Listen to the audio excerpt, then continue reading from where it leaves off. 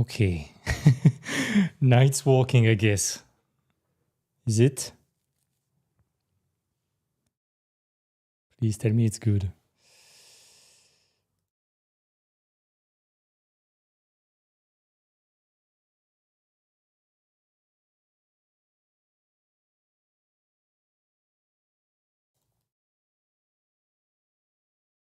Is it working? It's real time now. It should be good. Okay. I'm not touching anything anymore. Let me just try to showcase the thing. Okay. Okay.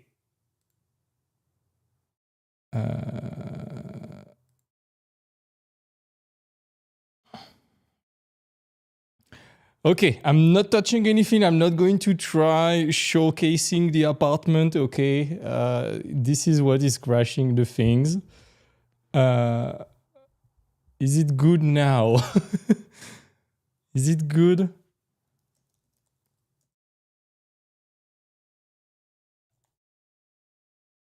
Okay, perfect. I'm going to film the apartment when it's ready. Okay, it's probably because it's just messy and the camera doesn't want to showcase that. I'm not touching anything.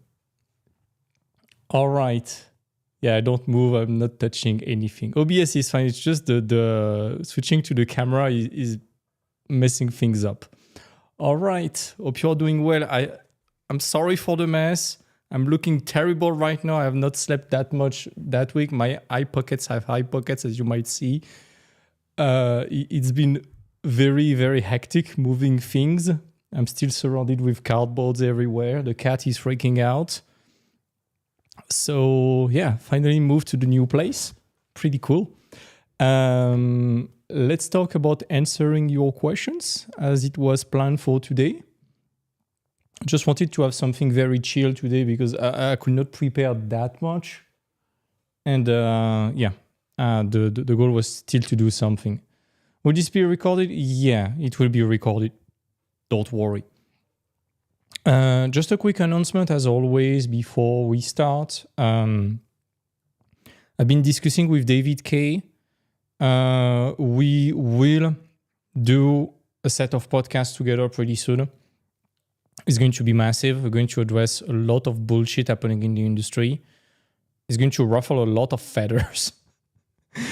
For example, I don't know, you might have seen the Marvel Rival hit piece recently by some shitty-ass journalist saying, oh my god, an entire studio got laid off while the game is successful. And everyone is attention whoring on LinkedIn now, saying, oh my god, the industry is fucked and blah, blah, blah. Guys, chill the fuck out. Read past the headline. It's not the entire studio that got shut down. It's just a division that was responsible for QA and testing and a bit of level design in the United States before the game was released. That became redundant and was set to be discarded anyways. And guess what? It's not an entire studio. It's just a fucking team of 6 people. So please read the fucking article past the headline and do your research because so many people are absolutely hogging the spotlight and desperate for attention right now. Doomer sensationalism, exactly. It spreads so fast. And this is not helping. This is making everyone feel bad. And I was discussing with David Kay about some pretty dark stuff. We're going to talk about that. But so many of those big names, they are fear-mongering people. They don't realize that there are so many aspiring artists looking up to them that might take their word for granted and either consider quit art or entertain even worst, let's say, permanent solution to temporary problems, if you see what I mean. Just because someone they look up to is spreading some fucking bullshit. And this is not helping. This is very bad for the industry. There is no solution brought to the table because of that. I don't see the point. I don't see the fucking point. And yeah, I'm personally deeply against that. And same with Dave. And Dave has been fighting so much on LinkedIn recently and getting so much shit thrown at him because of that. But oh my God, I just do not understand this kind of doomer sensationalism. I don't understand why people are addicted so much to things that drive them mad or make them feel like shit. I don't get it. Just don't fucking get it. You see less and less offers. Elena, you are in the mentorship. Go check the results. Go check the result in the application part. We're going to talk about that. Let's talk about that before we start the Q&A. I've been talking about that a bit last week already. A lot of the mentees, they are applying like crazy right now with cold emails. They are getting fucking jobs. Don't want to jinx it, but someone got in touch with Plarium, fucking Lion Studio, interviewing for Lion Studio next week. We got someone in touch with Mood. We got tons of fucking offers, CDPR and things like that. So no, the industry is not fucked. It's just that the paradigm is shifting. And waiting for a job offer to happen is the shittiest strategy ever. Okay? Waiting for a job offer is the shittiest strategy ever you can do because you are not in control of any freaking thing. You do not control which studio gives you the job offer. Who do they want? What level of seniority? Who applies to the job? Who is reviewing that? And also in which order you are in the queue of applicant. And if they found someone better than you, they might not even see you. What you need to do, and I'm going to die on that hill, but this is where we got so many results that month with the mentees, is cold email. By doing cold email, you have all the advantages in the world. Okay, they don't have a job available right now, even though we got someone who literally sent an email and got a gig immediately. So I'm not even sure about that, but in theory, they don't have a job offer for now. But if your work is relevant, it's going to be extremely good for them because you are saving them time. You are saving them so much time rather than going through the ordeal of reviewing LinkedIn application and 99% being shit. They have someone relevant that they can train in advance, which is in the interest of the company. You are saving them money. So they are literally investing in you even before having to pay you or to invest money in you. They're going to train you. And at the moment they have a job available, if you have applied the feedback, they're going to recommend you. And by doing that, by applying when there is no job available, you're putting yourself before all the concurrents. You're putting yourself, it's like, you know, those people who are waiting before an Apple store 2 days in advance before the next iPhone gets released. That's exactly what you are doing with cold emailing. You are putting yourself like 2 days in advance in that Apple store queue to get the new iPhone. Yeah. And a lot of studios, they are using outsourcing studios, exactly. So yeah, do not freak out. It's not that the industry is dead. It's that there are way too many applicants and studios are waiting way too much time. They are wasting too much time reviewing them. They don't have the time for that. I know it sounds like, oh my God, boohoo, poor corporate companies making millions and laying off people and struggling to hire. That's the game. I'm not questioning if it's good or bad. That's just the game. Cold email. To anyone struggling to find job offer, this is the war strategy. Job offer is fine if you complement it with cold email and networking with people. That's how you build relationship. And the job offer expectations, they are ludicrous because they are not written by artists. You're shooting yourself in the foot if you are waiting for job offer. That's all I want to say. Okay. With that being said, let's start with the Q&A, okay? Let's start with the questions. So I asked a lot of people to write some questions in Discord. I'm going to answer them, and if we have some extra time, you will be able to write some extra questions in the chat. Feel free to tag me, please. This way I can see an orange tag. Keep your question towards the end of the presentation if you don't mind. This way I can answer the question. I'm not going to read too much the comments, and we're going to answer your extra questions towards the end. Sounds good for you, folks?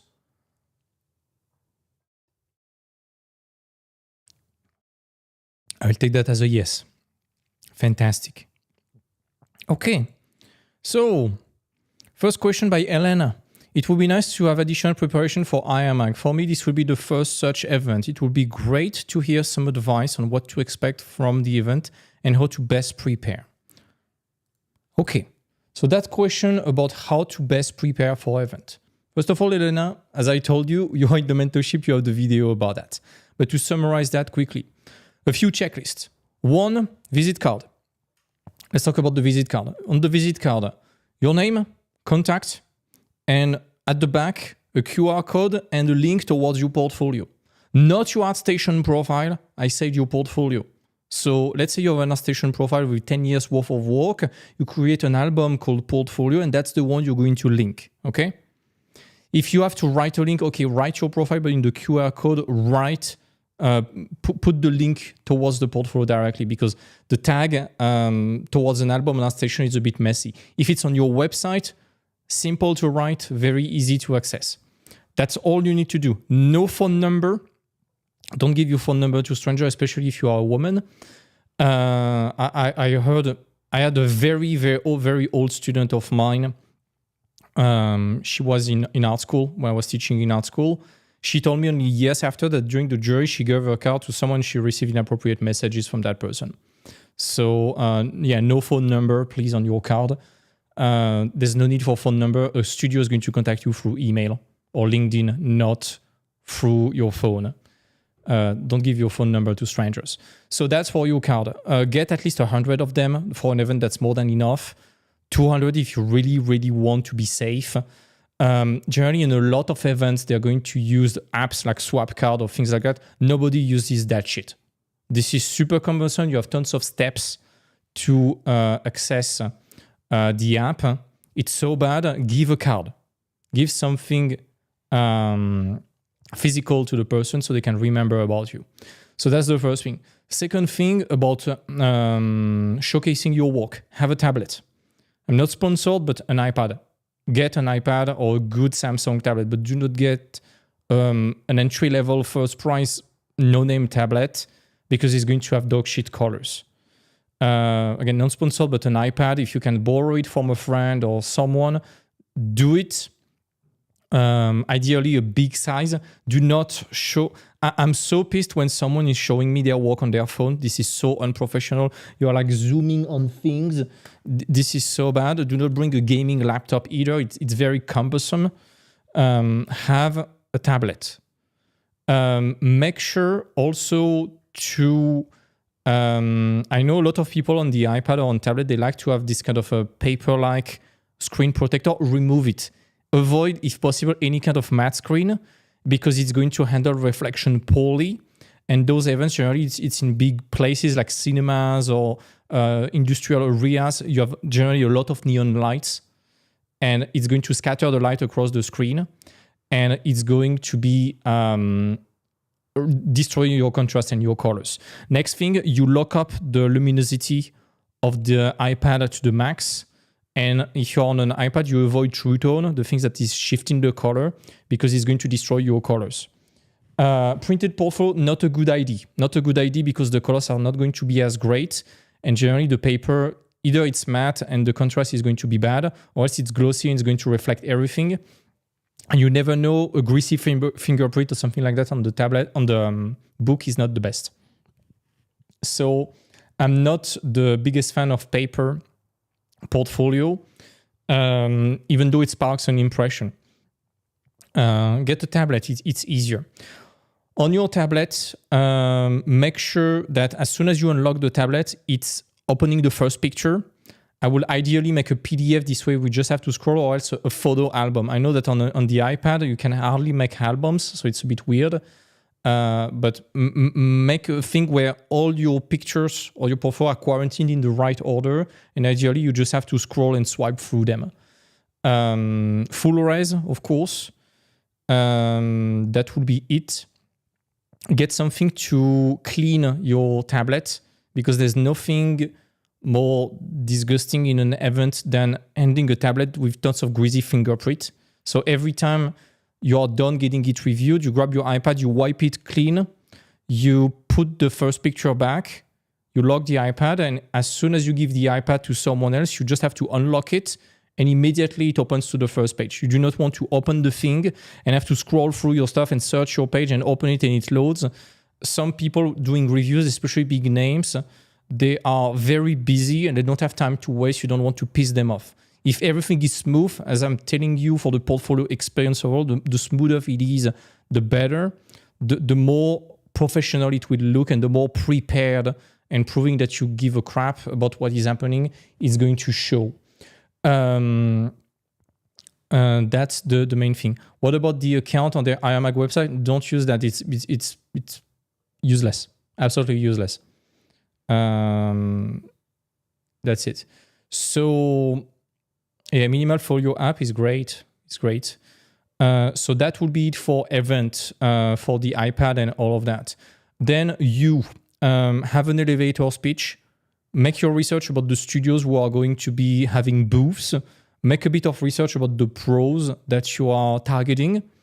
And potentially check the schedule in advance to know at which moment you want absolutely to watch your presentation and at which moment you want to be at the booth to review someone. For anyone going at IAMAG with the Artnest, we're going to centralize the notes. So even if you are missing a presentation, don't worry, we're going to still have the notes. We're going to coordinate. Depending on your strategy, something I do personally, but again, I'm more in the situation of wanting to network with people for professional reason than enjoying the presentation now because I'm representative of the Artnest and not looking for a job anymore, is that I tend to go to booth when there is a big presentation where everyone is busy because I'm going to have a privileged amount of time with people without the pressure of having people waiting in queue behind and having maybe only 10 minutes. But that's just my own strategy. If you are there to enjoy events and to learn, go check the big presentations. I'm not able to stay at the after party. Is it a problem for making contact? Ideally, it would be great if you can stay at the after party because that's where a lot of networking is going to happen, provided the room allows for that. Last year at IAMAG, it was not the best, unfortunately. It was very noisy and very crowded. I think the feedback got heard that year, so I'm expecting the place to be more cozy and allowing for that. But the after party can be very helpful still because that's where people chill a bit more if it's not too noisy, of course. Next, to prepare for event, it's your appearance. Do not miss sleep and have shitty ass skin condition because of lack of sleep. Of course, sleep well. Get a haircut or go to the barber depending on your skin complexion to look clean a few days before.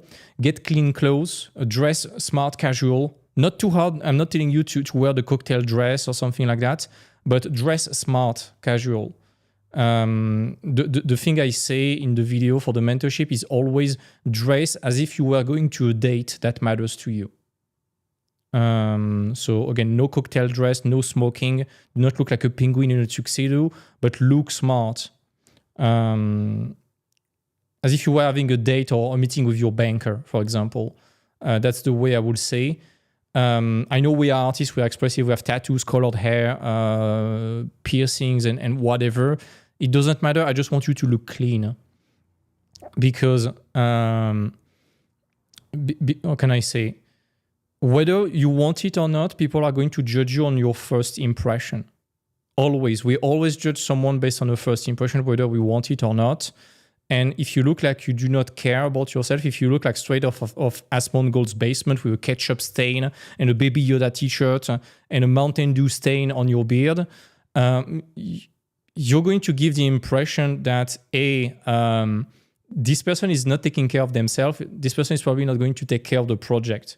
Well, if you care about yourself, if you look like you are taking care of yourself, they're going to assume, hey, this person looks clean.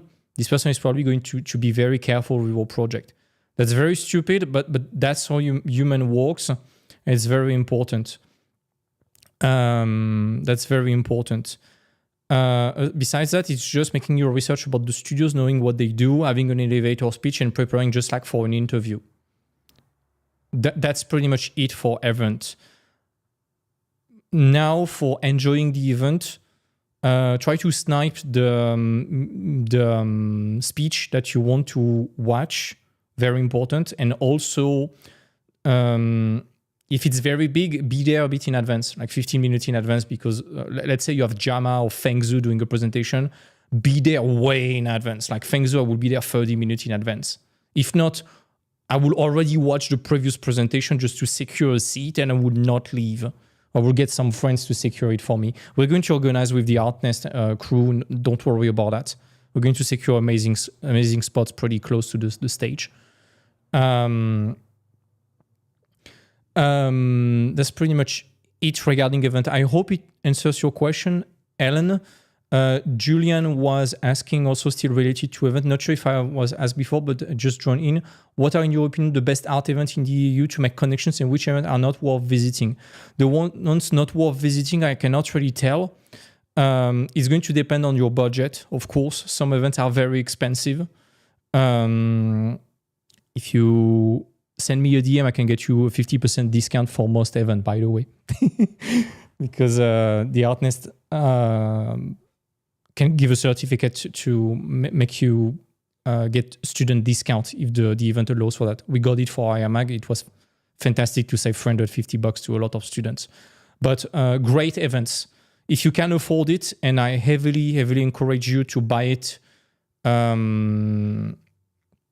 Let's start with IAMAG. IAMAG is great, but the tickets are a big investment, let's say.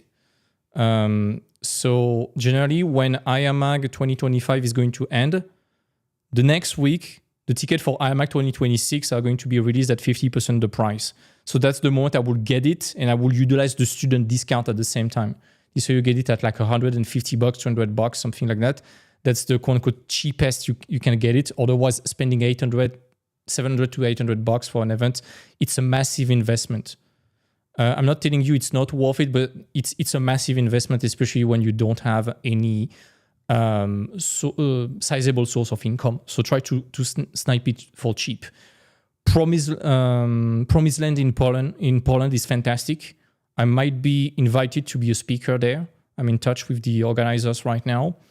But fantastic event in Poland. That's the biggest one you have in Eastern Europe, I think. I think, Jess, you mentioned a few of them in Croatia, but I don't remember the name. Kind of Art, my absolute favorite event of all time. I was invited there in October. We were there with the mentee. It was incredible. In my opinion, it's the best event I've ever been to. IFCC was in Croatia, but I don't know if IFCC is still there. That's my question.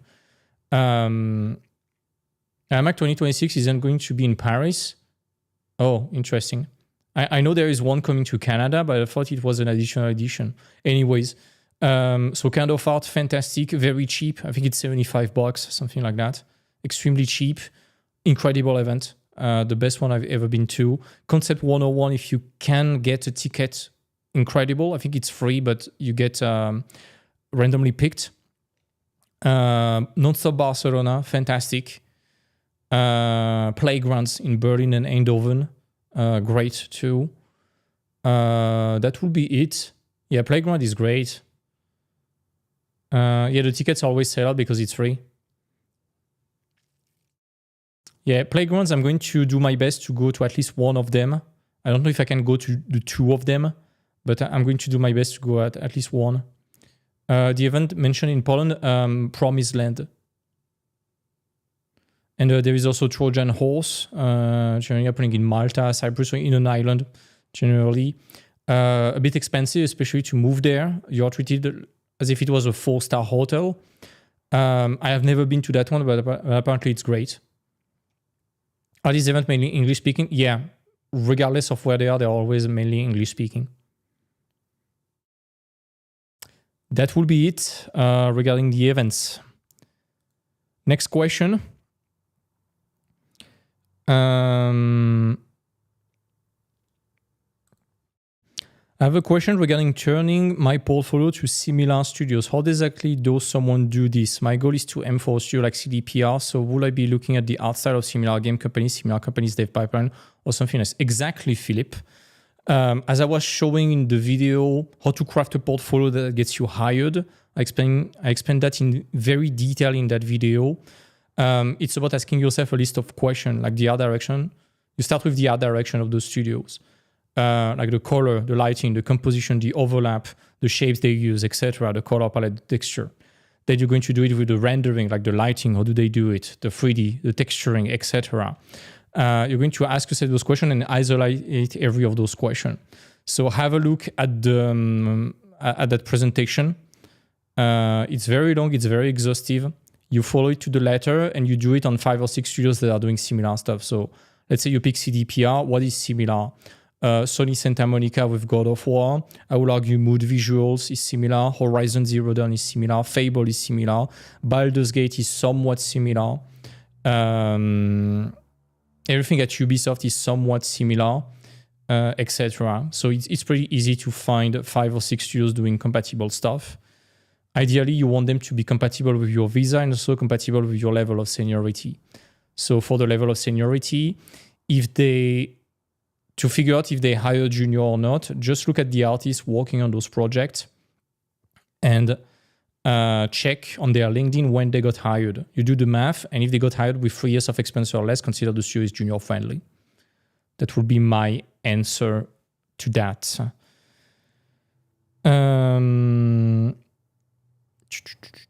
Is it possible to have the names of figure events written somewhere in the Discord? Yeah, we need to make that. We are currently working on this with the mentees.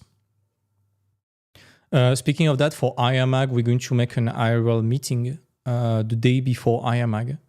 So for anyone in Paris or anyone attending IAMAG outside of the mentorship, check out for the announcement. It's going to be there pretty soon. I need to check with Elisa to book maybe a small restaurant or a small cafe, something like that. This way we can meet and we can chill, have a little dinner, not making it too expensive, and just enjoy some good time together.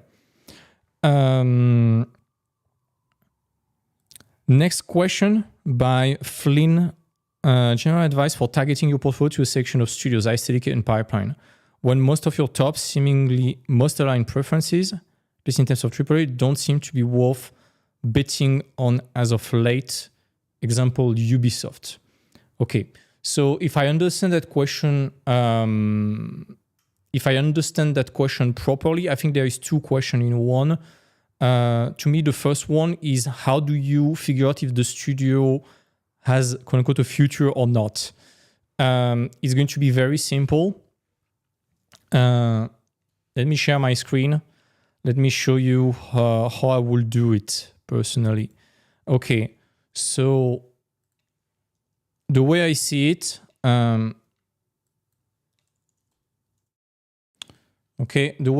is very straightforward. To figure out if a studio is having a future or not, it's all about the precedent and the amount of trust. So ask yourself, does that studio have a good amount of trust and set some good precedent in the past? So this is time. This is trust. By trust, I mean trust from the player base. Let's give an example. Let's pick a studio that I will trust with my life, From Software, with Elden Ring. I trust them for Night Rain. It's going to be great. I see it as a big DLC for Elden Ring that is allowing me to play with my friends in a new gameplay.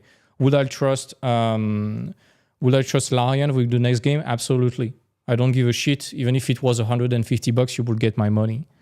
Would I trust Ubisoft with their next game? Not sure, because they have set a precedent of bad release overall. So let me try to draw it as best as I can. And I apologize, I'm with the mouse right now. So let's imagine, okay, this is 0. This is 100. This is minus 100 for the amount of trust. Okay, let's pick a studio. For example, let's pick CDPR. I think that's a great example. So CDPR. Let me put it in red. Okay, so CDPR. They started with like the Witcher 1. Okay. Witcher 2.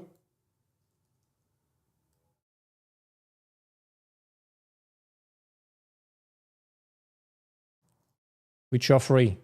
Okay. And then Cyberpunk. There was a massive amount of hype and it has been extremely disappointing right there. And then there has been Phantom Liberty right there. So now the thing I'm doing is just I'm going to trace some sort of average right there. You see? Something like that. So would I be inclined to trusting CDPR in the future? Yeah, probably. Again, I'm trying to average those things. I'm not going to follow it blindly because one hiccup can happen, but if they save the day, the trust is going to come back. You see, that's when the trust is going back. Oh, fuck, I wrote on the wrong layer, but you get my point, I think. Okay, now let's pick Ubisoft, for example. So, okay, this was, let's say, the first Assassin's Creed. Let's say first Assassin's Creed, second one, beloved by the fan. Third one, Black Flag, absolutely beloved. Unity, I loved it personally, but it was not good. Syndicate, not the best. They stopped, and then they went to Origin. Origin was pretty cool. Odyssey was great. And then we are getting Shadows right now, looking like shit. And in the meantime, they got Skull and Bones. We need to dive deeper. And they have tons of bad release. So the average that was looking like this, now it's starting to plummet like that. So will I trust Ubisoft soon? Not really. So that's the kind of stuff I will do right there. That's the kind of stuff I will do. Similar with Larian and other studios. It's just about the precedent and this kind of average of trust. Just check the sentiment of the player base overall, and I think anyone can gauge that. Does that mean that applying to Ubisoft is not worth it? You can still target it because artistically speaking, they are still doing great stuff. Like the concept artists, they are doing great stuff, in my opinion. It's just that I will not bet solely on that studio, if that makes sense.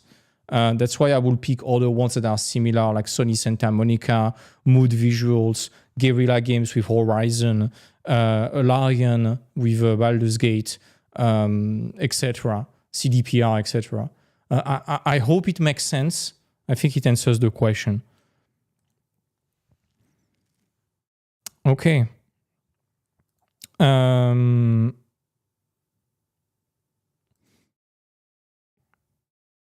Next question by Un. That's I'm proud of you for that question. We discussed a bit about that. Un has been killing it and getting a lot of offers from very, very big studios recently. So I'm extremely proud of you, buddy. If I have hiring process going on with multiple companies and they all went to the point of I just have to sign the paper to get the job now, what would be the wisest maneuver then?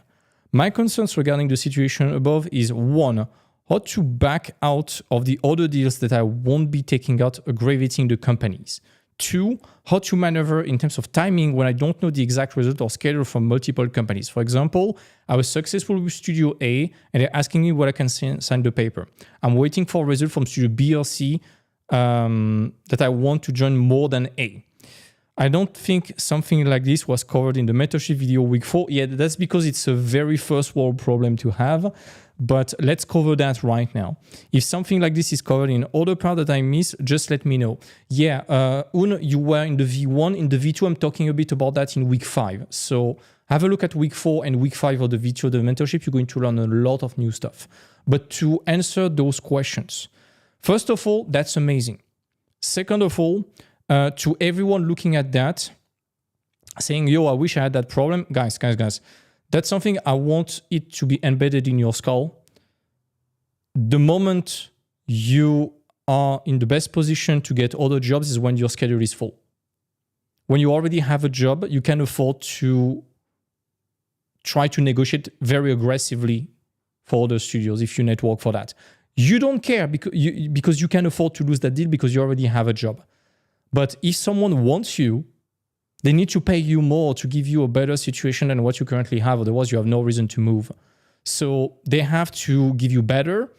And when you have that better offer, you can get back to your current boss, be like, hey, I have that offer. I don't want to be disloyal to you. I love you working with you, but that offer is substantial. I can hardly ignore that. Would you mind aligning with that? Generally, that's how you get a raise. So yeah, the best moment to apply for other jobs is when your schedule is full. Because people want you very hard right now. It's social proof, exactly, Finn. Vincent Meunier talked about that in the podcast we did together. He was comparing that to dating. That's always some sloppy comparison. I'm very bad at those things, but Vincent nailed it.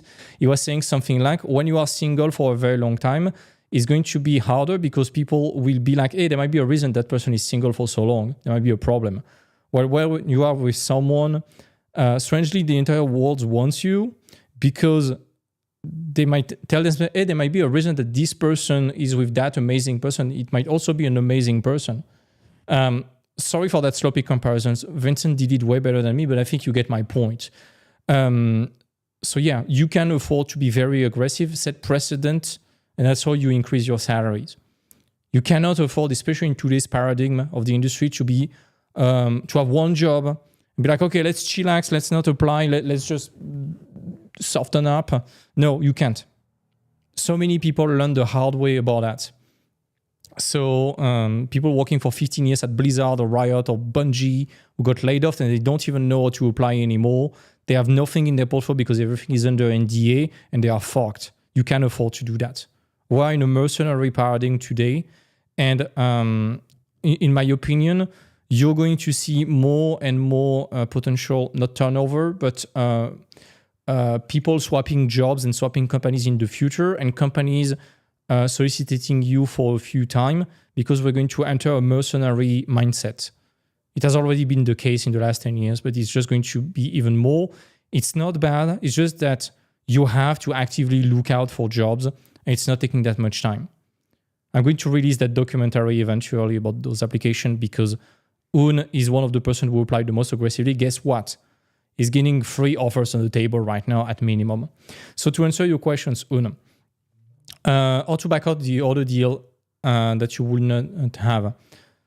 Very straightforward. You're going to be like, hey, exactly as I said previously, you're going to be like, hey, I appreciate the offer, but I also got that one that is aligning more with my needs or offering something more suited with what I currently have, or that is hard to turn off, or offering a better pay. You can be very upfront with that. It's the rule of the market. We're in the free market. That's the rule. You can be like, hey, I have that offer that is unfortunately paying me a bit better, or rather fortunately for you. So unless you can align with that, it's hard for me to pass on that other offer. And it's going to be okay. They are not going to be mad at you. Something I would advise you to do is to recommend someone that could do the job. You can recommend Jess, for example. Wink, wink. But recommending someone is great. Generally, when you are a freelancer, that's why you start outsourcing your work. But it's still probably new to you. So if it's a big offer, it's a bit tough. So recommend someone from the mentorship if is possible. So that's the first thing. And how to play the timer. Of course, if they are waiting for 3 months before you get an answer, it's too much. But if it's just a matter of 2 weeks, you can be like, hey guys, for personal reason, I just need to put a few things in order. Would you mind giving me an extra week or 2 before giving you my final answer? I'm interested. I just need to check a few factors that are exterior of my control, outside of my control, that might dictate my ability or not to take that offer. I will get an answer in X amount of time. I promise to come back. Would that be okay? If a studio really wants you, they are willing to wait a few extra weeks. So that will be the end of my question. Someone in the chat was asking about expensive concept art school, and Trojan Horse answered that. New Edge, if you are 30K to afford that school and if you are selected, great school. Great, fantastic school. Outside, if you are doing stylized, maybe. I don't know that much more about outside, but from what I've seen in the rookies, it looks great. Or at least a few of their artists are really great for stylized work, but this is only for stylized. All the rest, I may add artifacts if you are doing VFX, not concept art, pure VFX. Artifacts is fantastic. Aside from that, no, not worth it. Not worth it at all. You're going to spend a ludicrous amount of time to learn dog shit skills. They are not going to teach you how to sell yourself. They are not going to teach you how to market yourself or to deal with the professional part. They are barely teaching you the pipeline. And when you're going to realize it's dog shit, it's too late because you're already 2 to 3 years in and you have to finish to get your degree, or else you are done and you are crashing on the doors of the market. I could interject a little shout out for the Artness Mentorship, link right there, where we are getting better results than art school at a fraction of the price and a fraction of the time. But if you're starting from zero, get the free course. Get the free course, not the mentorship. Here we go. Next question. Okay, from Mary. Hi, my question is, how do you overcome the anxiety of networking? I'm a pretty social person, but I worry a lot about coming off as someone who is just trying to make connections to gain something out of it when it's just genuine interest. The fear of being perceived as an annoying junior artist is holding me back sometimes. That's a super interesting question, and trust me, you are not the only one. That's a problematic we got with the mentees in January. And I made some templates for them to overcome that fear. Exactly as you said, the main problem that I've seen, and even on my LinkedIn, I'm getting swarmed by tons of messages like that, and I cannot even imagine for recruiters or creative directors or high-end executive people in teams or managers, it might be 10 times what I'm receiving, is that a lot of time it's give me your time for free. I want something out of you, and I have nothing in exchange. It's bad. If you send a message like, hey, I'm blah, blah, blah. I'm an artist. Can you give me feedback, please? It's like you traded a minuscule amount of your time against a tremendous amount of their time. It's not good. What you want to do is, first of all, write a personalized message that is going to introduce yourself in like a few lines. Hey, I'm blah, blah, blah. I'm a concept artist. I'm aiming at this type of project. You formally introduce yourself, and then you make it personal to the person. You explain why you are reaching out to that person. Let me give you an example. Hey, my name is Billy. I'm an aspiring environment designer for fantasy RPGs. I've been looking at what you have been doing at CDPR for a long time, both on The Witcher 2, Witcher 3, and also Cyberpunk. I know that you have been working there for a long time. Would you mind answering a few questions I might have regarding the process at CDPR, while respecting any kind of confidentiality, of course? Something like this already is way more respectful. It's not something you could copy and paste to 50 different artists. And it's going to be, you're going to be way more likely to get an answer if you make it genuine and respectful. If you want to ask for feedback, do not say, here is my portfolio, give me feedback, or please, would you mind giving me feedback on my work? Exactly as I say constantly, and I'm policing more and more dorks on the Discord because they don't read the rules. When you ask feedback, you need to help someone to help you. It's like, hey, I am trying to improve on that specific aspect of my design to achieve that result better. Would you mind, as you are also working as an environment designer specialist in those things, helping me pinpoint what I could improve or change in my work to better achieve that result? This is way more precise, and it removes that anxiety of, If it's like, hey, give me feedback, it's very overwhelming because you don't know what the person is aiming at. If it's something specific, you can just target that, and in 5 minutes, you can identify that. That's the way I will do it. One more thing.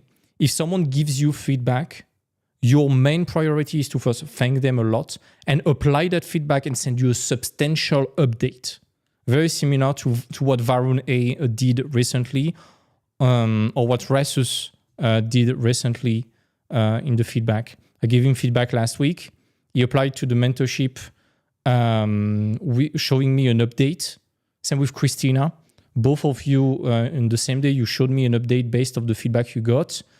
And guess what? You got a load in the mentorship because of that, because you showed you were so hardworking. I was so happy seeing that.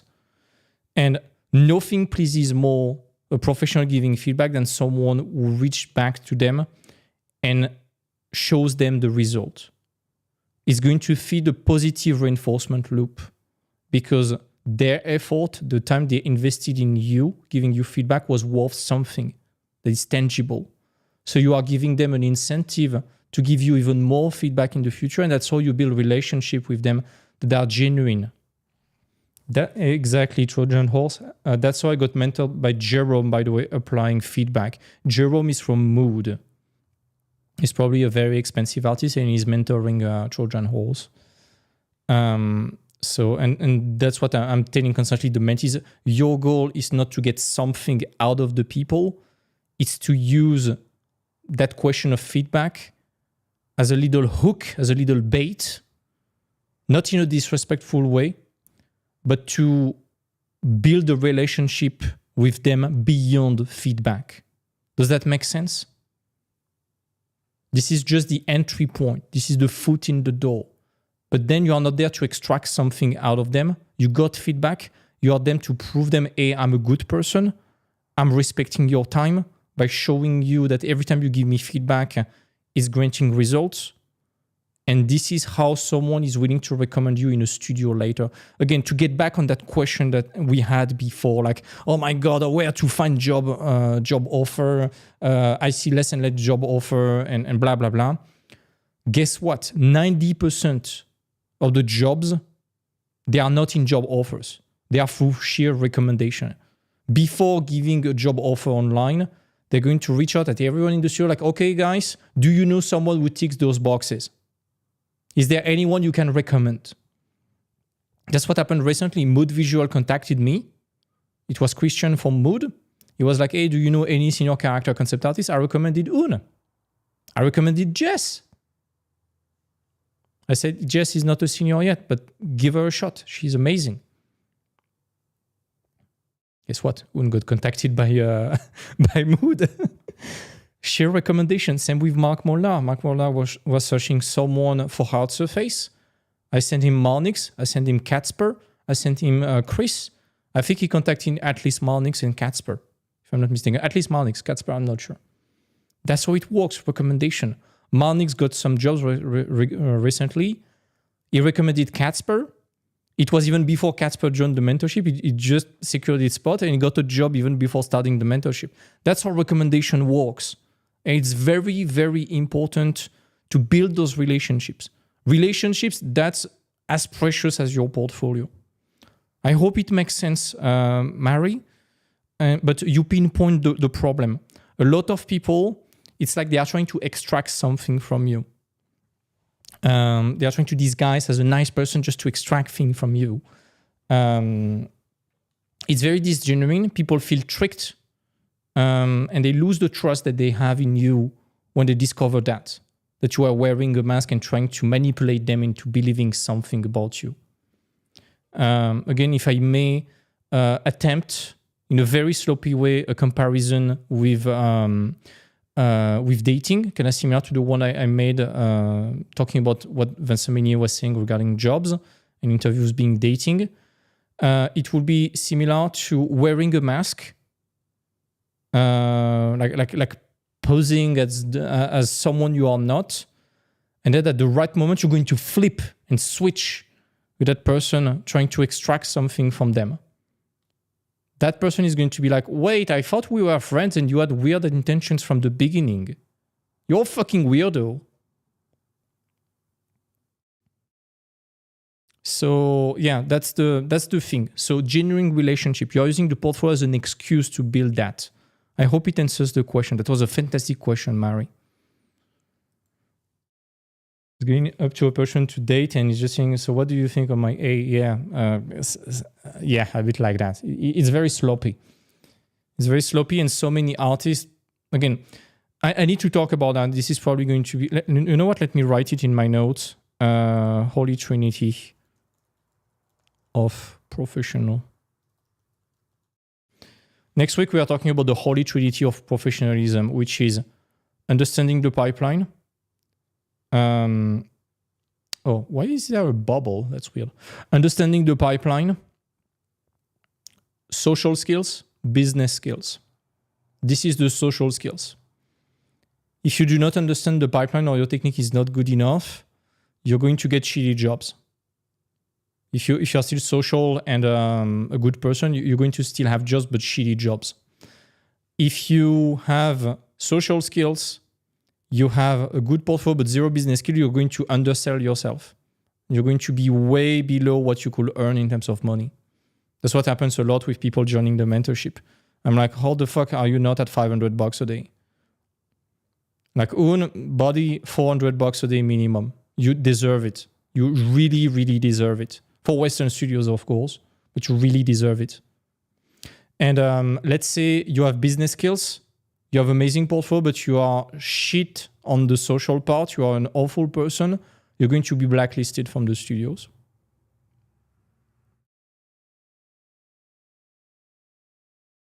Yeah, don't be a psycho, don't be a dick, don't be an asshole, don't be terminally online. So many artists are acting terminally online right now. I was talking before at the beginning about the Marvel rival, quote unquote, mass layoff, 6 people.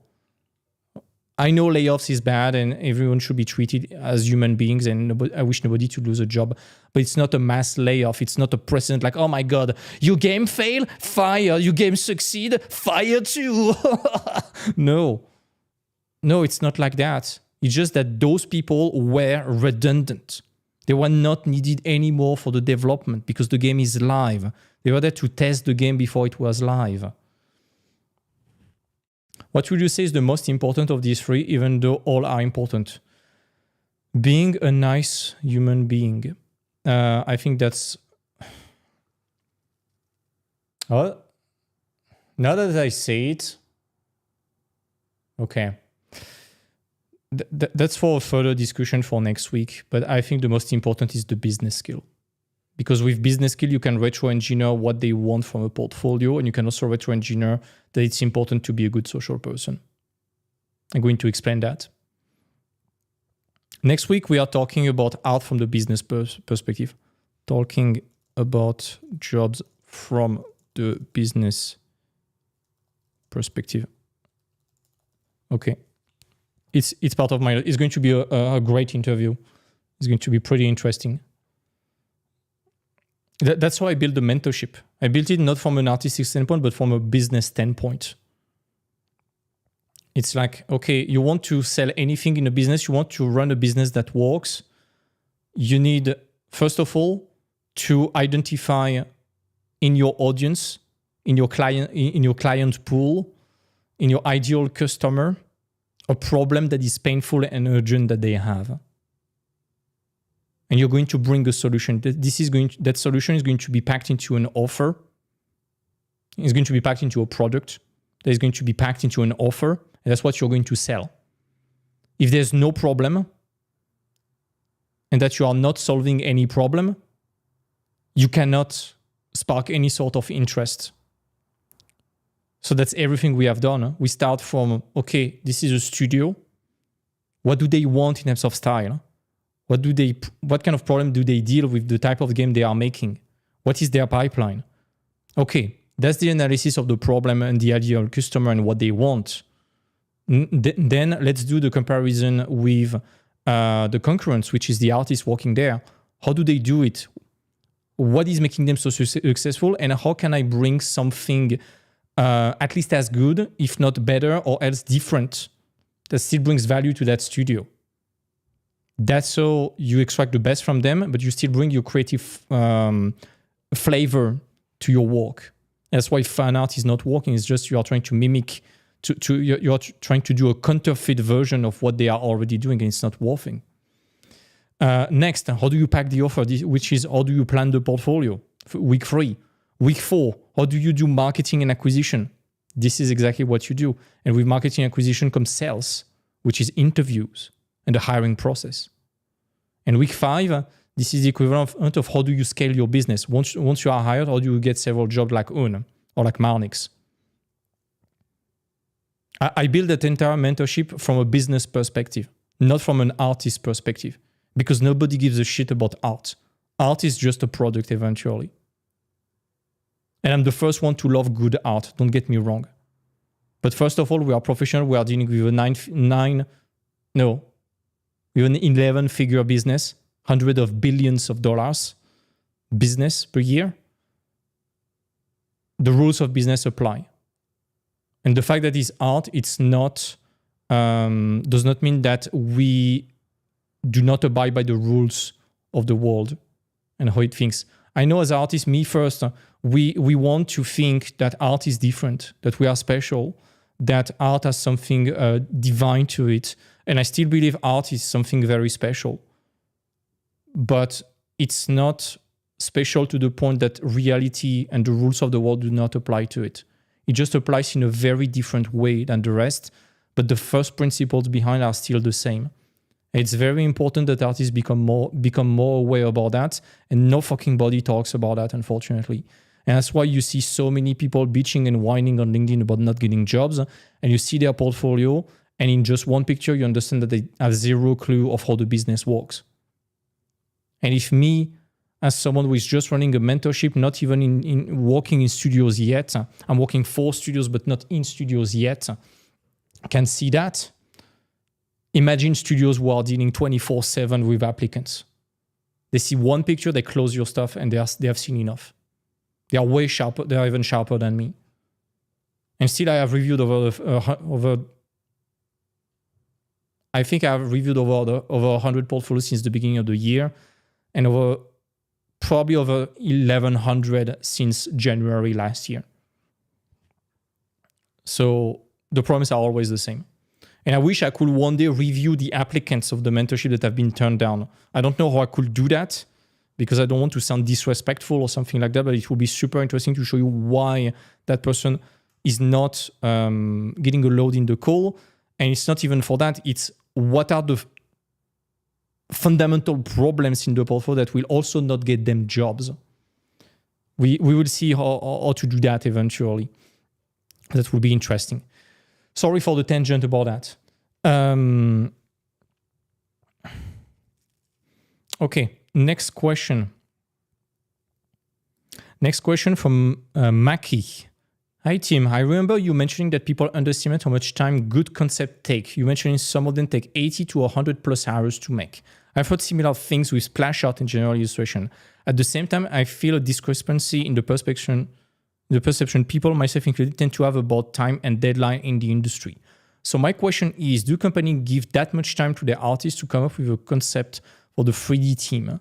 Even if the artists only work on that, it will be 2 to 3 weeks of work. Do they literally go, we need this concept, you have a month? If so, that's a shock because there's this idea among aspiring artists that everything needs to be done quickly and on the clock. That's probably why they take so little to come with subpar concepts. Okay. The answer is that yes, it takes a lot of time. Let me stop sharing my camera. Let me share my screen. Let me give you an example.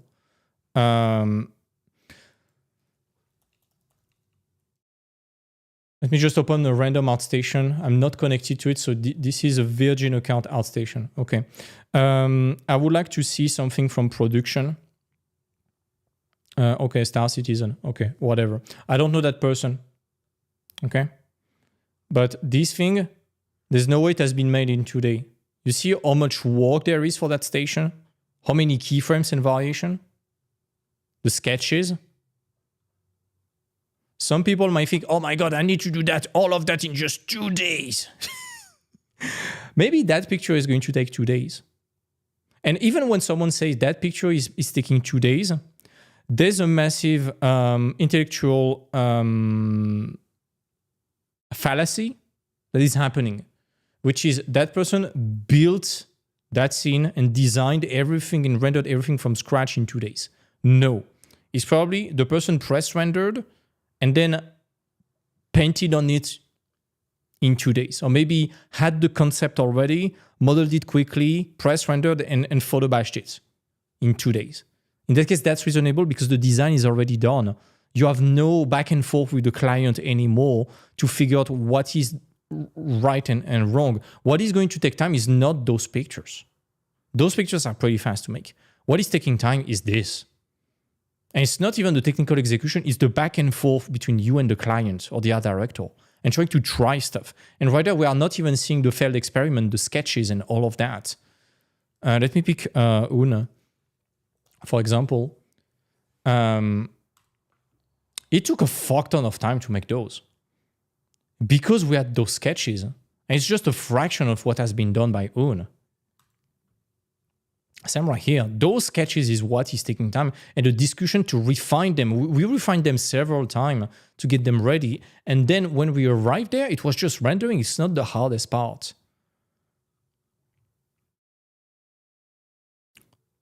So yeah, it may take a bit of time, and generally for something like that, okay, in a studio, you will cut corners. You won't do food. You won't do those interactions. You won't do those extras, you know?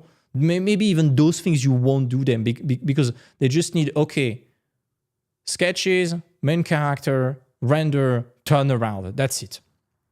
A bit of extra props. For a portfolio, though, you don't want to cut corners. You want to deliver at the max of your abilities. So what I'm saying to every student is that something like this, spend between 150 and 200 hours on it. It's likely to be 100 hours-ish in a studio. You're going to cut corners.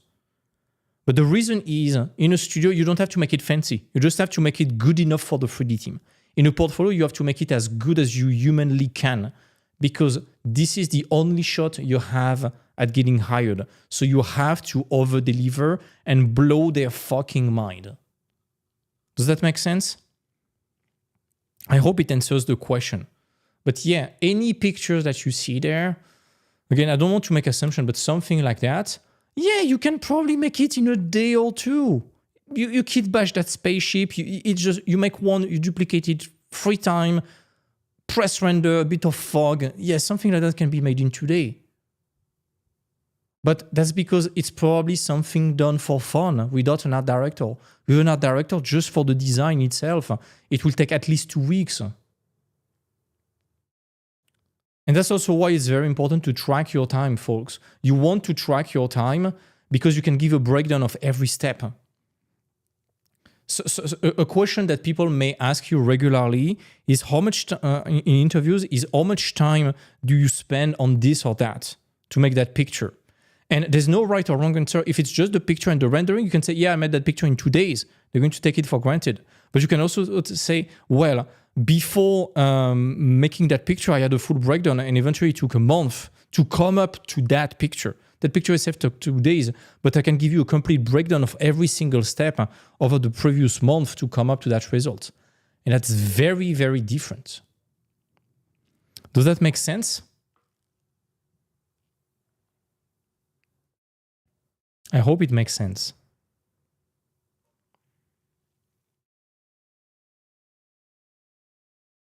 Okay.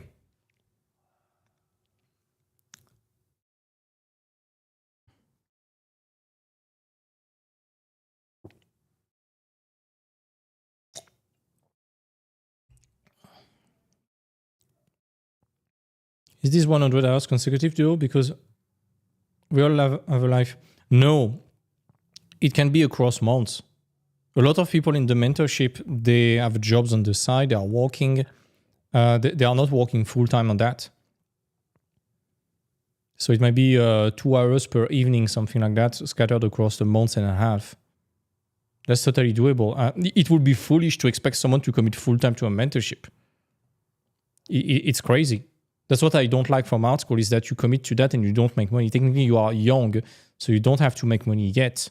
But the mentorship, we are dealing with people who have financial stakes and things like that. So it would be ludicrous to expect them to commit full-time to that.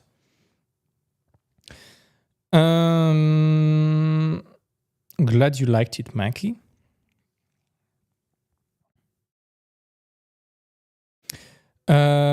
Peter Ondo, when looking for a studio to apply for, is there any way to identify a specific studio will potentially limit your growth cap in the long run? Okay, let me try to reread that.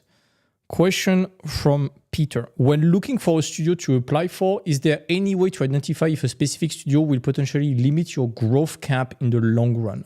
For example, reaching a top of what project of the company can potentially need for an artist in terms of skill, experience, and opportunities, and therefore limit the artist's potential growth. What would be the red flags to look for before applying? This question is very simple. The answer is very simple. Make sure that wherever studio you are at, you have people that are better than you.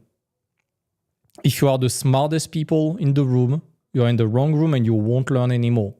This is typically happening with people working at indie studio, where you become the art director after 3 years of experience.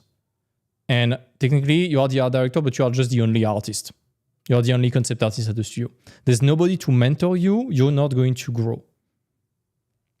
That's the biggest thing that might limit your growth cap in terms of skills. In terms of salary, different. That's a tricky discussion, and I prefer to not elaborate on that because studios might think I incentivize people to job hop, and it's not the case. But yeah, for studios, if you are not surrounded by people that are better than you, you are in trouble. That would be it.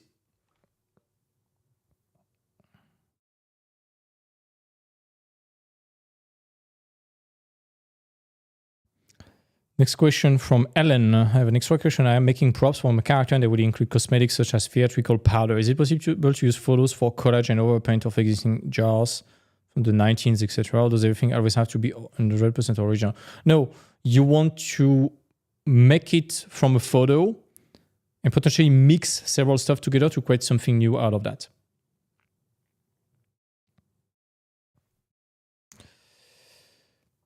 Next question from Eden. Do you have any advice for working with a startup studio working on releasing their first game? I've started my own telecommunication company, so I'm familiar with the risk and work that goes into startup, but not within this industry, of course. Any general insight you can offer into what it's like to be a startup in the gaming industry, assuming they get funded? Is there anything to watch out for contract and commitments? So first of all, startups, make sure they can pay you. If they are like, yeah, we are an indie studio, we're going to make a Kickstarter and we're going to pay you when we're going to succeed at the Kickstarter, we're going to pay you everything. No, run away. You always want to be paid for work, period. As simple as that. You do not want to be in a situation where they exploit your hunger for jobs. That's something that I said to someone in a call for the mentorship really soon. I said it a few days ago. Studios, especially unscrupulous ones that are willing to exploit people working for free, they can sense and actually identify very easily when someone is hungry for a job. You go on LinkedIn, you search for someone who is not employed, open for work, just graduated. They are all super hungry for jobs, and you can bait them because they don't know the red flags yet, and they will exploit that. So working with startups, expect chaos, be paid, make sure the contract pays you and it's not conditional to whatever metric that they have. Make sure if they want to work with you, game is released or not, they pay you. As simple as that. It's very binary. It's like, okay, you want to work with me? Do you have money? No? Okay, goodbye. Come back when you have some.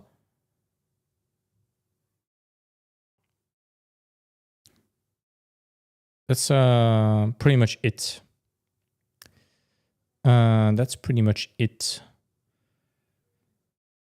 And yeah, commitment. Make sure there's not anything ludicrous with NDAs or something like that. Like let's say there's a breach from someone else, they can turn back against anyone. I've seen that in an NDA one day. I almost signed it before seeing that, and I was like, "Ooh, I dodged a bullet." Yeah, just make sure there's nothing ludicrous like that. And if you work for a startup, honestly, look for other jobs at the same time. That's it. Question from Laurie. Do you have advice on to train yourself to be quicker when doing a full concept from start to finish? It's something that stresses me a lot since an art test gives you such a little time. Two things. So let's start with art tests. Art tests, a lot of them, they are meant for you to fail. It's weird, I know. But a lot of art tests, they're going to give you an almost impossible task in a ludicrously short amount of time to see not if you are capable of doing it entirely. Because if you are able to do it entirely, it might mean that you have been working 16 hours per day on that art test, and that in some way your work is not representative of what you will be doing at work in 8 hours per day. Or else, if they take it for granted, you are setting yourself for a lot of troubles. So it's not in your interest to cheat an art test. But a lot of them, they are giving you the task to see how you react to something hard and how you are able to cut corners and get 80% of the work done in 20% of the time required to do it. That's what they want to evaluate, and also see how you react to stressful situation. That's the little dirty secret of art test. So that's it about art test. To train yourself to be faster, first of all, give yourself a time budget for every step of the process. You're going to start with broad design, narrow design. Then when you settle on the main design, you're going to do the call-out sheet, the final render, etc., the props. Give yourself a time budget. Maybe initial sketches, give yourself 40 hours. That's a lot of time on purpose to do a lot of them and stop orbiting around the same idea all the time, and give you the time to really explore idea, reference, brainstorm, and do things properly and not rush it and not fall in love with the main idea. And every time you give yourself a budget, try to not exceed it, but if you have some time remaining, keep committing to it, okay? Same for rendering, etc. Because if you don't give yourself a time limit, it's called the law of Parkinson. Any task given to you is going to take and expend on as much time you can give it. So if you give yourself 2 months for a task, it's going to take 2 months. If you give yourself 2 days for the task, it's going to take 2 days. That's what I'm dealing with my current mentor right now. I've been a bit slow. I'm a heavy procrastinator, and he's giving me extremely tight deadline. For example, I was making an update for the free course, and he was like, hey, okay, how much time do you think you need to make it? I was like, let's say a month. He was like, okay, you have a week. Guess what? I made it in a week. It was as good as I wanted. So, of course, if you have something ludicrous like 2 hours, is not going to be good. So be reasonable with that. But give yourself a time budget and try to squeeze the time budget progressively. Another exercise that is great for painting, I fucking hate speed painting. I really hate speed painting. Let me explain why. That's because you do not think. You're just sleepwalking through the thing. You are going so fast, you're so pressured by the time that you don't have the time to think. You want to do something where you really learn how to be efficient. Do a study with a limited amount of brush strokes. Let's say you have a study, you give yourself 200 brush strokes. Every time you put the pen, you draw, you leave the pen, 1 stroke. Control Z, 1 stroke. New layer, 1 stroke. Eraser, one stroke.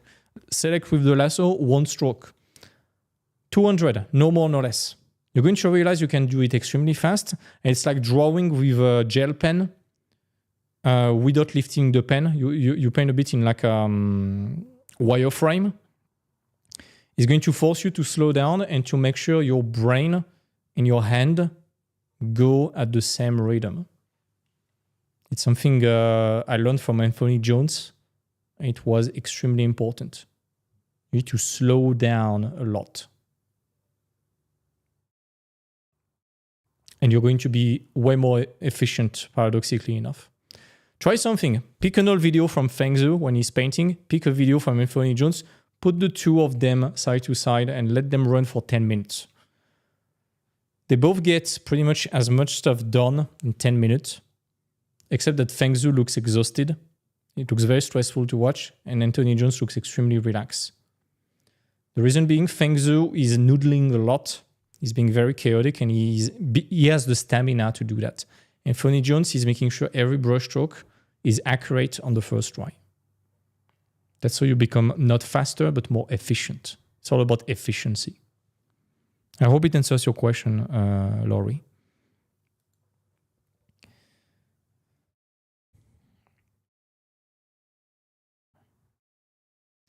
Next question from Nikita. I love your work, buddy. Amazing work. Is there any difference between preparing/applying for in-studio position and outsourced studios position/freelance? I'm talking about portfolio PCs, talking points. For portfolio PCs, not that much. The main difference is, and again, it's get back to my video, how to craft a portfolio that gets you hired. It's about analyzing the type of work these artists are doing in that studio. In outsourcing studios, they are more likely to be specialized on one thing, and in production studio, they are more likely to be slightly more generalist. That may be the main difference. I will treat any studios, even outsourcing studios, as if it was production studio. By that, I mean having a full pipeline with cutouts, call-out sheets, props, turnaround, everything for the production friendly, not just finished picture. Show the sketches and think about the pipeline. And if you are applying for an outsourcing studio, try to figure out the type of games they are working for, the type of movies they are working for. You look at mood, it's a lot of RPGs or third-person action games. So what are the codes of that, and how can you implement those codes in your portfolio? But there's not that much differences per se. It's just potentially the amount of specializing, and still production studio, they still have specialists, just that they are more likely to also have generalists. That will be pretty much it.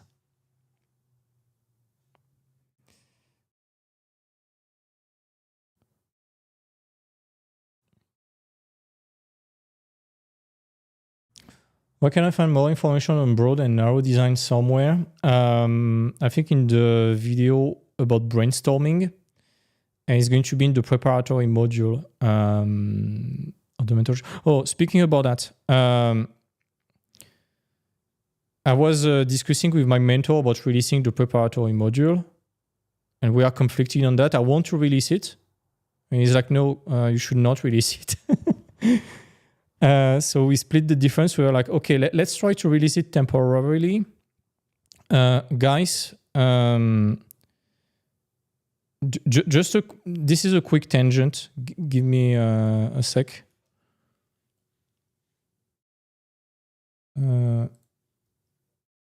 Okay. Let me share my screen. I want to pick up your mind, folks. I want you to be honest, okay?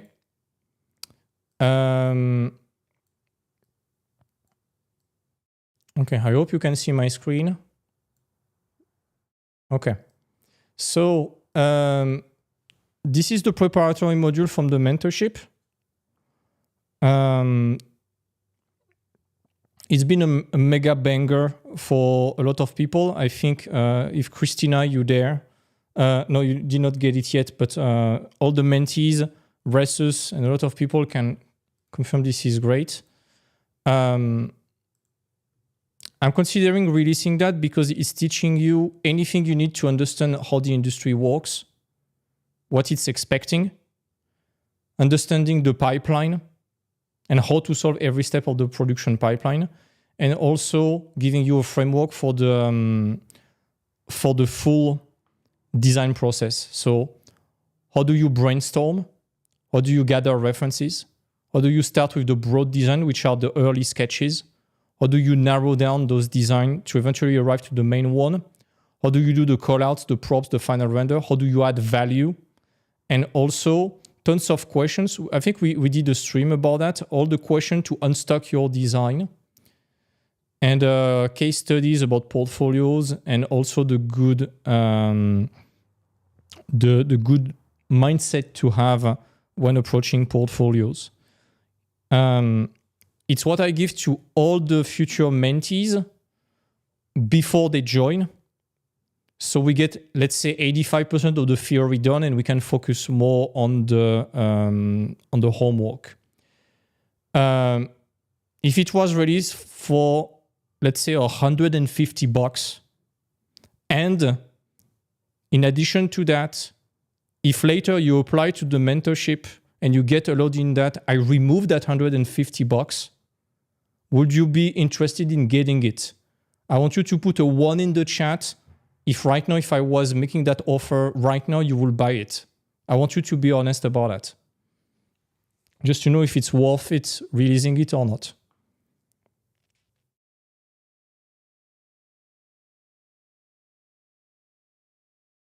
$250? Wow. I want you to be honest, folks. I'm not trying to sell it right now, but it's just to know if it would be worth it and what would be a reasonable price for that, because there's a lot of value. Just to give you a quick unpacking of that, yeah, it's a deposit for the mentorship. If you don't join the mentorship, whatever, you got value. If you join the mentorship, you get it for cheaper. Axel, you have not watched it? It's like a deposit, exactly. The way I see it is that it's a transition. You have the free course for the technique. You have the preparatory module for the design and the mindset part. And then for the portfolio part, you have the mentorship. It's not replacing the mentorship. It's not replacing it, but it's introducing you, it's giving you the tools to then be able to follow up with the mentorship. Axel, go watch it. You're going to like it a lot. It provides more investment bias beyond the 150. I kind of agree with that. Okay.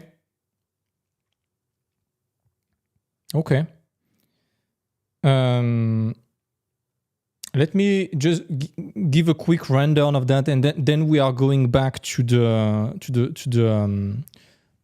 Q&A. But it was just to answer that question regarding the broad and narrow design. It's right there. It's literally right there. I have everything about that. So in it, we have an introduction about the state of the industry, why we got there, okay? Why we got there, and what kind of mindset I want people to have following the mentorship. The mantras, this is the main rules of the mentorship. Community, storytelling, having fun, sticking together, joining the team, etc. Then I'm making a full inventory of all the deal breakers of that you can have in a portfolio. There are 13 of them. Then we can figure out the anatomy of what is a good professional out of those deal breakers. Then I'm expanding for 40 minutes about the full state of the industry. And I talked about that on even a money standpoint. Okay, make yourself come. A money standpoint, we have graphs. Examples. We are talking about stock market. We are talking about the full history of the industry and how we got there, about everything. The good news, the bad news, there's more good news than bad news in my opinion, etc. Then we are debunking all the myths and limiting beliefs that we see nonstop on LinkedIn or on bad podcasts. I'm talking about the oh shit, another one effect, which is we are seeing so many portfolios that are similar, how to stand out. How to stand out in an era of sameness. How to reconnect to the passion part. And then the full design process breakdown, and also explaining the production pipeline fully with every single stuff.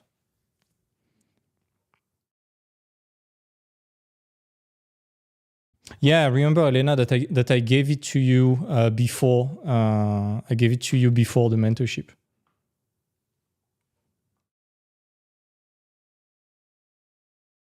Yeah, the thing is, I want it to be outside of the equation of the price of the mentorship, because the price of the mentorship is going up and up. But that thing will be the same price. So I want it as a standalone to already be worth it a lot. and to be worth your money and respectful of your time, and not be seen as a foot in the door of the mentorship. I'm not using that as a gateway drug. It could convince you that the mentorship is valuable then, but the goal is, as a standalone, I want it to be valuable still.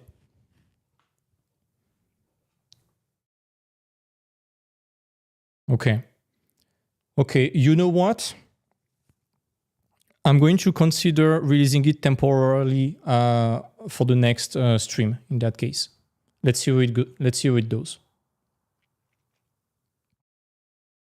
Let's see how it goes. Sounds good for you, folks? We're going to see, but everything is there. And yeah, I also have the Blender playbook. It's going to come soon. What separates this from the full mentorship? 30 extra hours of video. This is not the mentorship. This is what people get before they start the mentorship to keep them busy and give them most of the theory. The full mentorship, we have 5 weeks worth of work. There's a lot of video.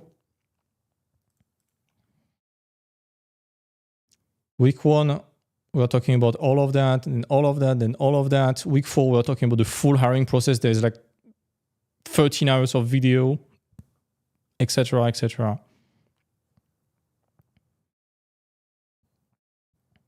The full mentorship is just me working with you. The preparatory module is just to keep you busy before we start and to give you the mindset and everything you need to make good work. And there's even an exercise at the end to apply that.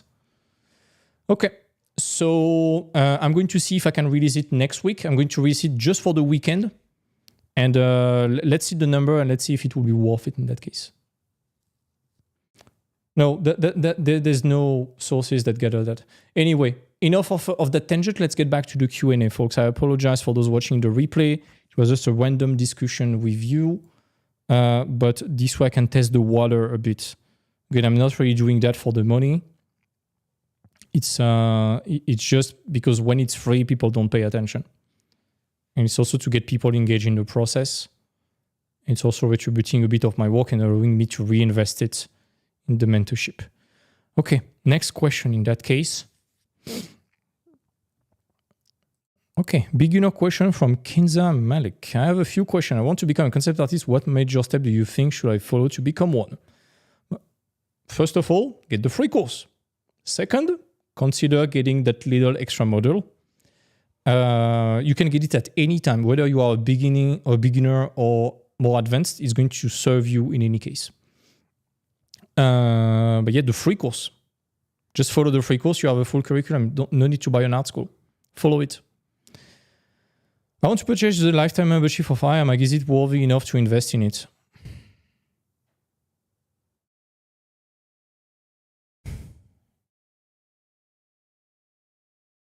I cannot answer that question publicly. I cannot answer it publicly. I will send you a DM, Kinza. I will send you a DM. But I don't want it to be publicly because it's just my opinion and that's it. I don't want to create a bias, especially because I don't have that membership. Also, can copying other artists' work be a help for newbies to move a step forward to become a concept artist? Study, not copy. Copy is useless. Study. Again, in the free course, you're going to have everything you need. I'm talking about that, and I'm going to link you towards a video from Anthony Jones called How to Study. That's going to cover that in depth. So the TLDR, Kinza, free course, link down below. theartnest.academy/free course. Marnix takes this mentorship, you will understand. Yeah, but if this person is an absolute beginner, the mentorship is not suited. All right. I still have like 15 to 20 more minutes.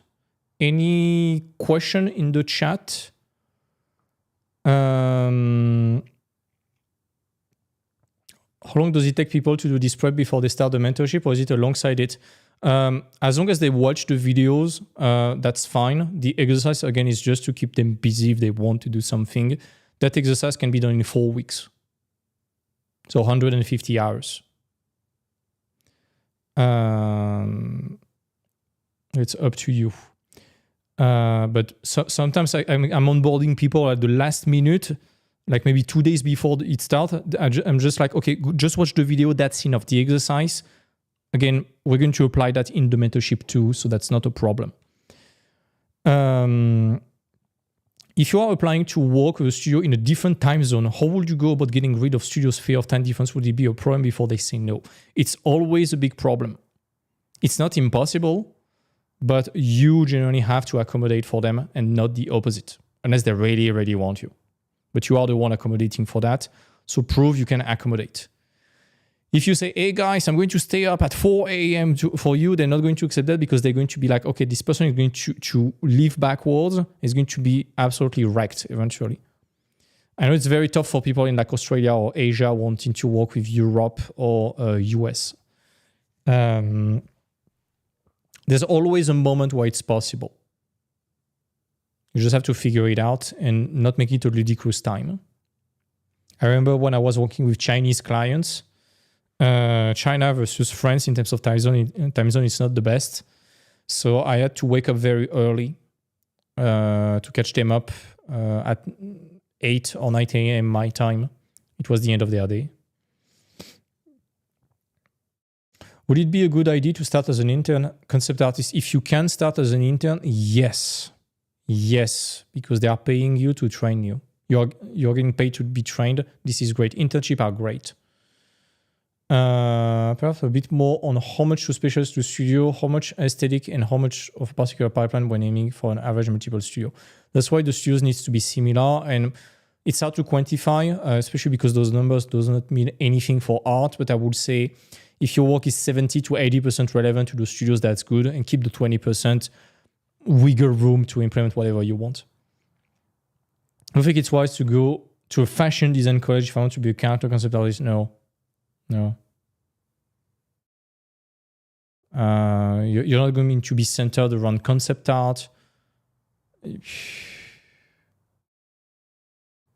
As soon as I see college, I'm like, save your money, buddy. I don't know if you're in the US or not, but if you're in the US, do not go to a fucking fashion design college.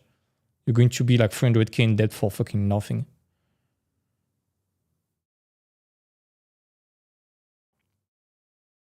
Let me send you a link. I'm going to share it. There's a big resource about fashion design that Vincent Meunier gave me recently.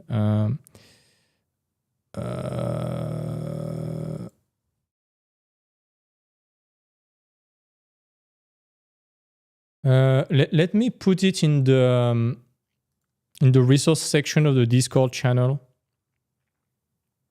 It's a complete Bible about resources for fashion design. It's by Claire Hummel. She's a big character designer. Here we go. It's in the community resource channel on Discord. There we go. I just saved you 6 figures worth of tuition fees on a shitty ass college tuition. Yeah, it's mostly parental pressure. I know. But the piece of paper friend in mahogany is not going to give you a job.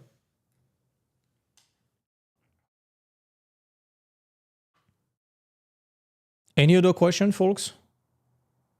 Don't be shy. I still have a bit of time.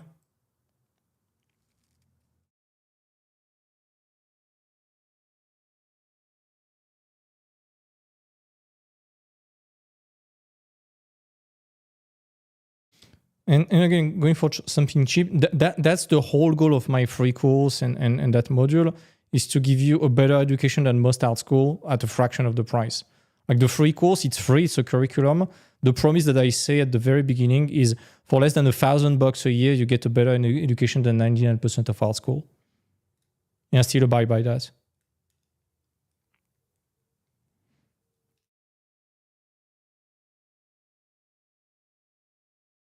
Don't be shy, folks. Let's go.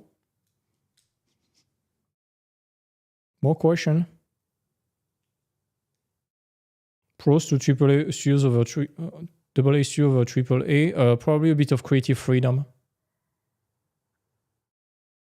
AA, they tend to take a bit more risk, creatively speaking, than AAA. AAA, they tend to play it very safe. I went to a school and I kind of regretted it. I found Team School sooner. I know.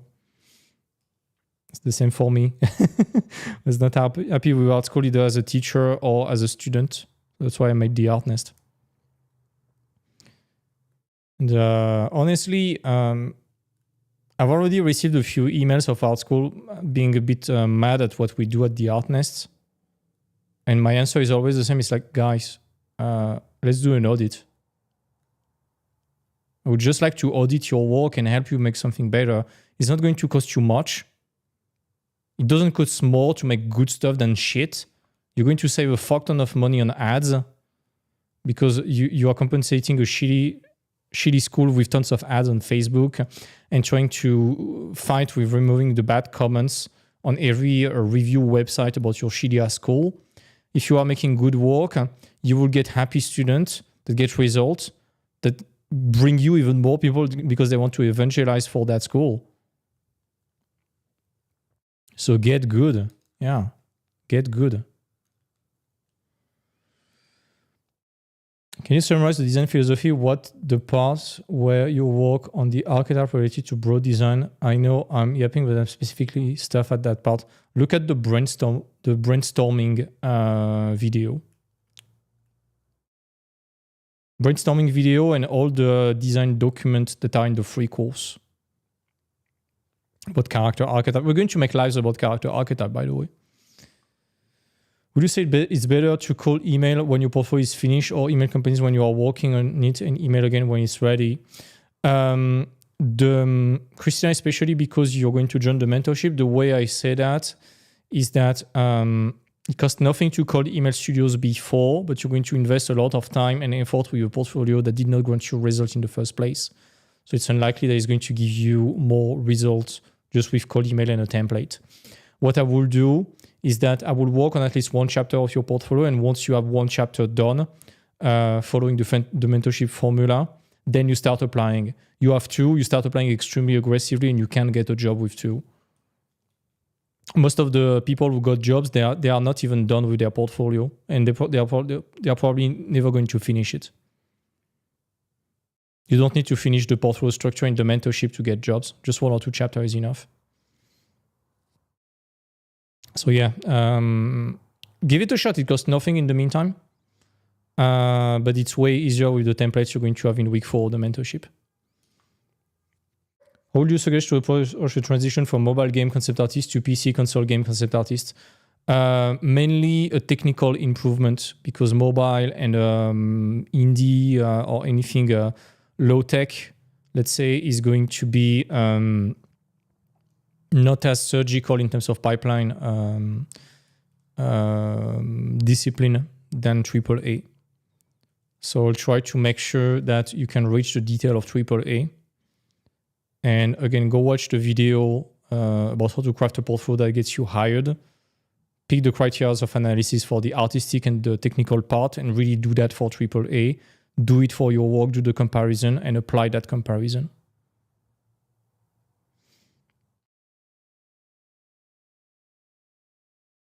I think I can really count on one hand the number of art schools I consider worth. Yeah, same. New Edge, Outside, formerly FZD, does not exist anymore. Art Center, but it's ridiculously expensive. And potentially Scene Studio in Canada, but I don't know much more about it. And Artefix for VFX.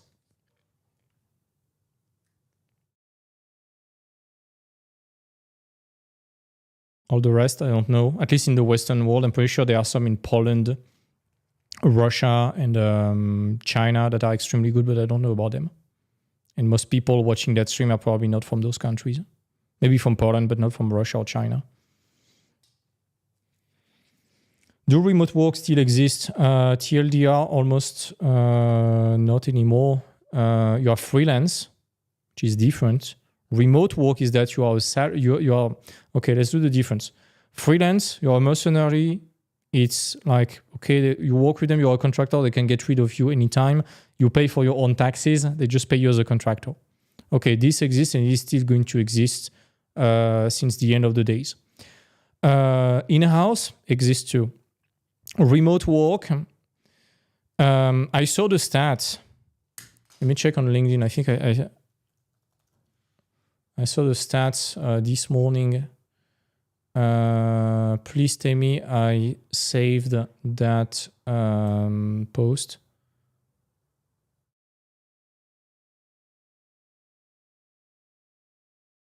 Nope.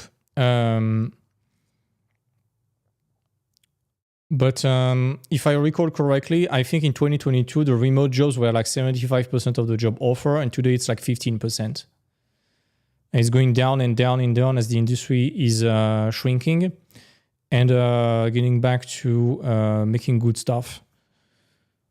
The reason is that as a remote worker, you need a tremendous amount of trust from the studio because they are paying you as if you were there, but you are chilling in pajamas at home.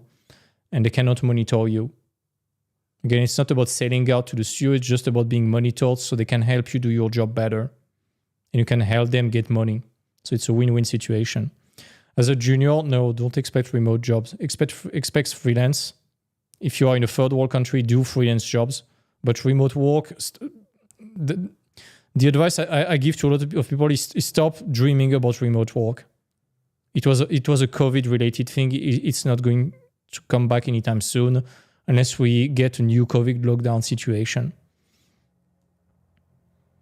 That sucks a bit for remote work. Yeah, but you can work in freelance. And okay, let's have an alternative. They have a lot of hybrid. And when you start as a junior, get in a fucking studio. Get in a studio. Get monitored. Get surrounded by people better than you. You're going to learn. When they trust you, then you work remotely. You look at mood.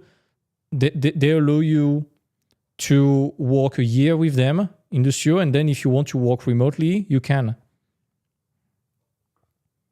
They do not expect to start working remotely right now. They don't know you. They need to establish trust and relationship. It's very important.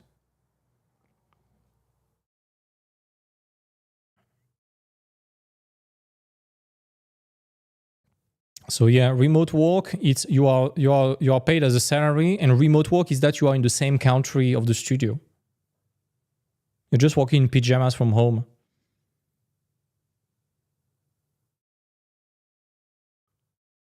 Mood is amazing. It is amazing. Nothing to complain about. The life in Copenhagen is great. It's a very expensive city, unfortunately, but life there seems very cool. I really love that city.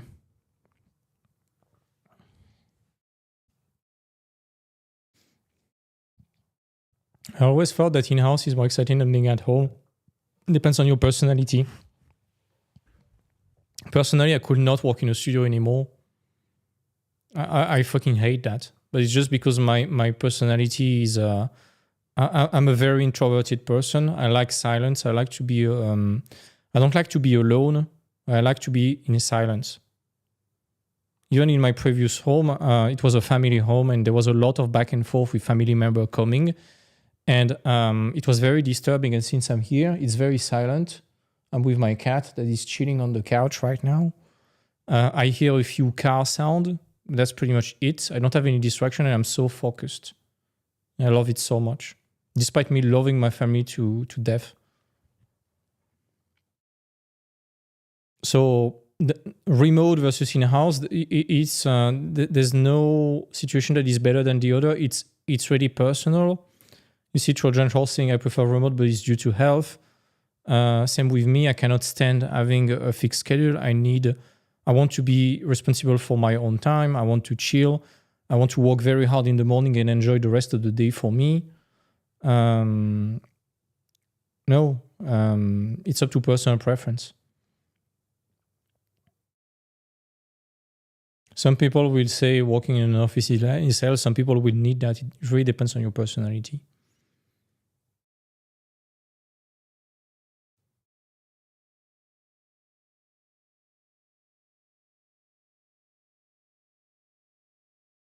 Yeah, I work in freelance and I hate working from home and I despite working alone in silence. Yeah, it depends on who you are.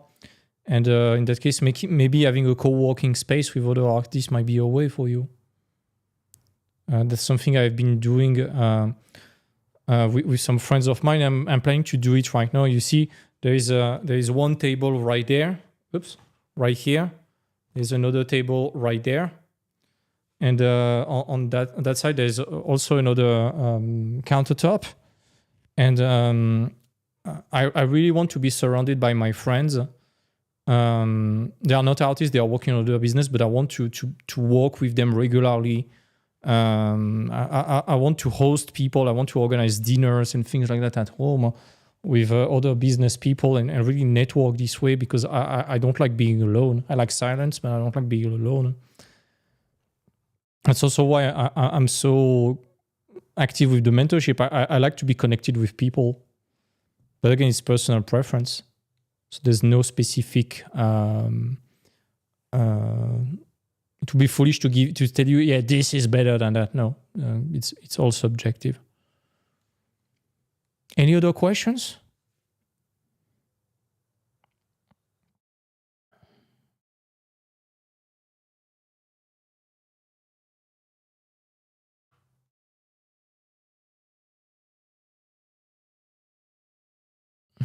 With cold email, is it just the company or people working at the company as well? Depends on the email you can find. Generally, it's the company or the art director. I would avoid the HR.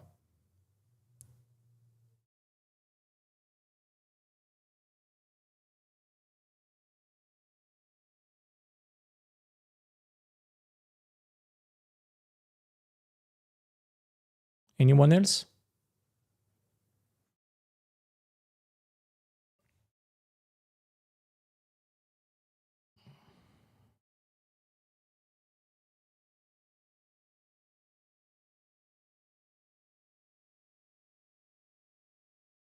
I'm a 3D modeler and I'm working towards learning concept art. Is tracing 3D model a viable way to concept art?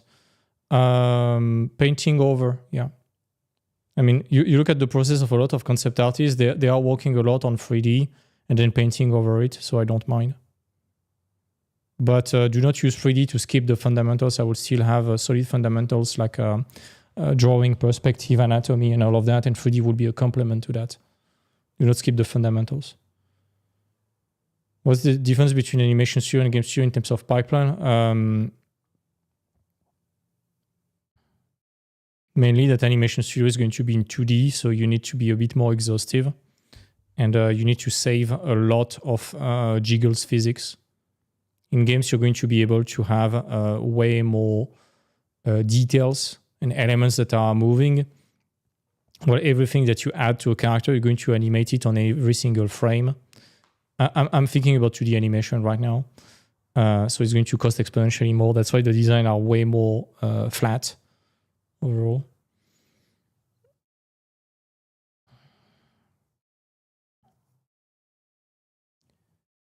What to do if I had some mail for job and artist but no answer? Follow up with them. Send them a follow-up email. You don't wait for them to contact you back.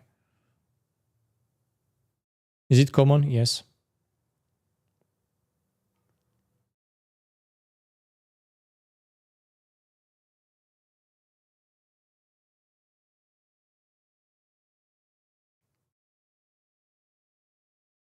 Yeah, I agree with Rafa. There's a lot more back and forth with animation.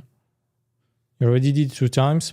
In that case, wait a bit more, send it one more time and move on and start applying for the studios. Do not take it for granted unless you have a paper waiting for you to be signed. But do not make yourself sick to your stomach either. It's part of the game. You need to force volume. I said that several times. You really need a lot of volume. You just need 1 yes so it can change your life, you know. Is it possible or normal to get a long-term freelance job 6 months to a year? Yeah, totally. Totally. It's totally doable. There's no rule for freelance. In certain countries, working exclusively in freelance for the same client for a year. Let's say you work exclusively for only one client for a year. In certain countries, it might be illegal. Like in France, for example, it's illegal. So you need at least one other leader client, even if it's $100 commission. So it's always easy to find.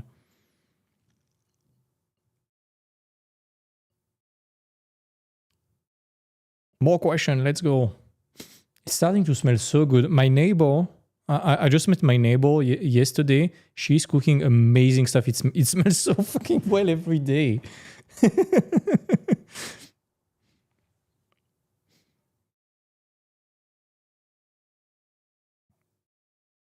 More questions, folks?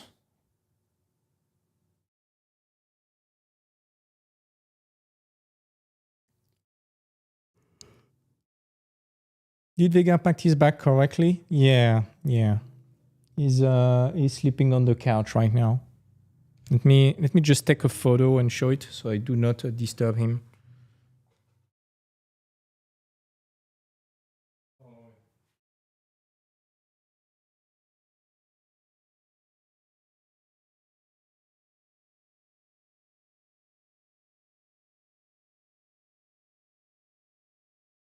Here we go. Look at that champ.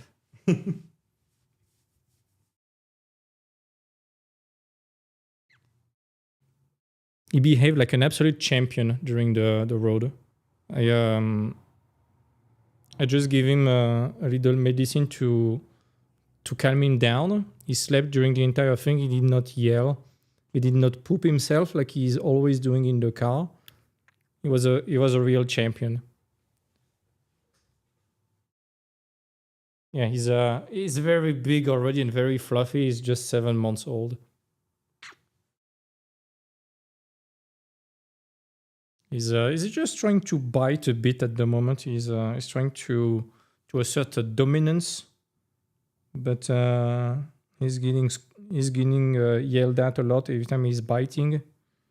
But that habit is starting to fade, fortunately.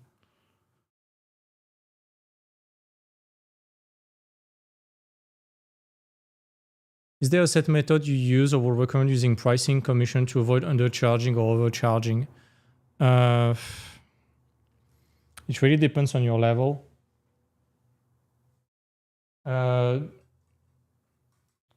If you want a lot of information regarding commission, have a look in the free course. There's an entire video dedicated to that. Do not use a price sheet. Price sheet is a price sheet SHIT, in my opinion.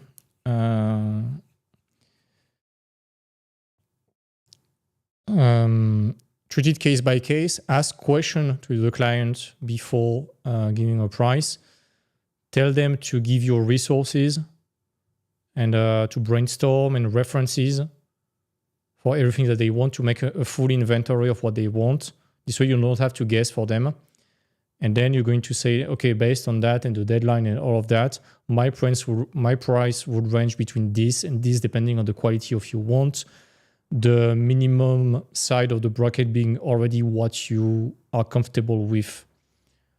Decency will be something like it will either be a price in the middle, or else it would be, can I get max quality with price in the middle or minimal price?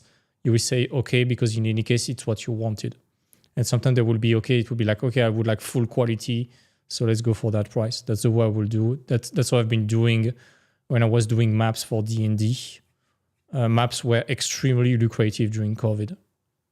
I was making between 7 and 8K a month just with D&D maps on a Facebook commission page. It was amazing. My girlfriend also makes a lot of money with commissions.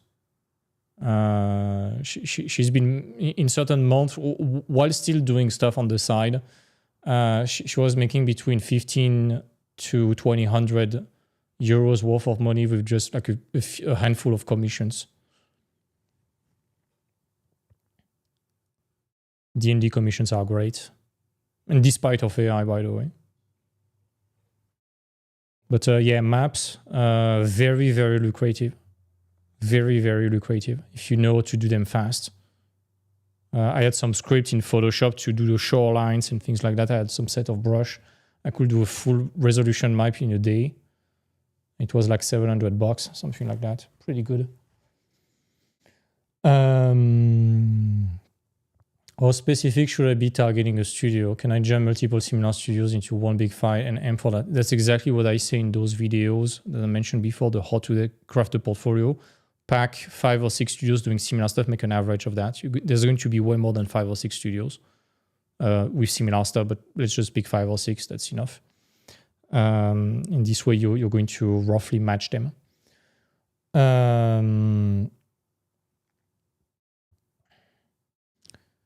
Next, I live in third world. Should I only apply the outsourcing studio? What's a good strategy for people like us? Look for the podcast with Leo Avro. I'm going to release it tomorrow. Podcast with Leo Avro is from a third world country. It's from Indonesia. And the strategy is to really get out there on social media and be very active.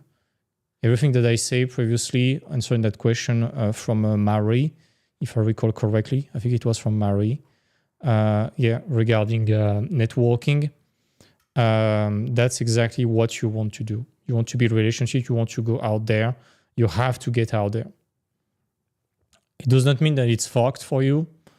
It just means that you have to go through that extra step. But the good side, if you go through it and you manage to get a Western country salary while being in third world, is that you're going to live like a multimillionaire.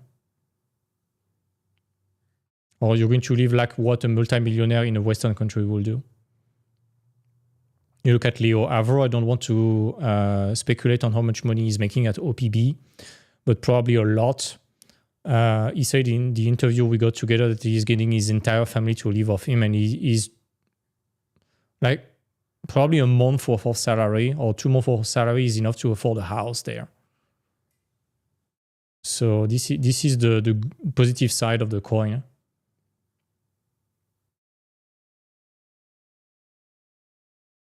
Do you have any merch I could get signed by you on the IMC 25? Send me a DM. I released some merch for the mentees. I have not released some merch yet for the non-mentees. But send me a DM. We're going to talk. If you want a little something, I can send you a link. I'm not a star. I'm not used to signing stuff.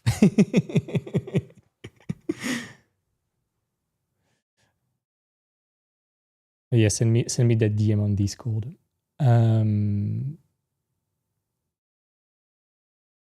Yeah, he woke up when I moved towards the cat.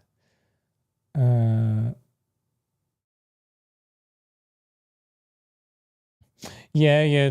My previous Maine Coon was never biting. This one is. He has a stronger personality. He's not aggressive. He's very lovely, but he's trying to. He's in his teens right now. He's going through the teenage crisis. That's fine. Do you have any intel about if EU studios are more junior friendly or not compared to studios in Asia? Doesn't matter.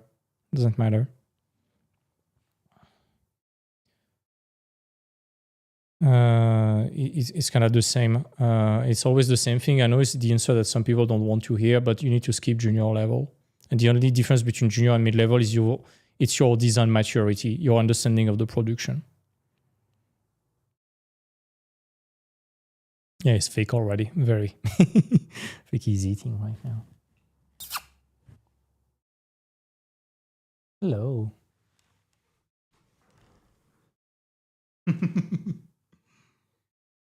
Nobody.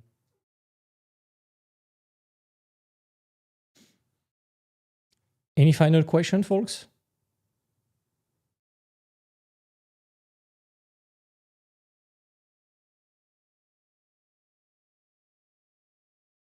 No other question?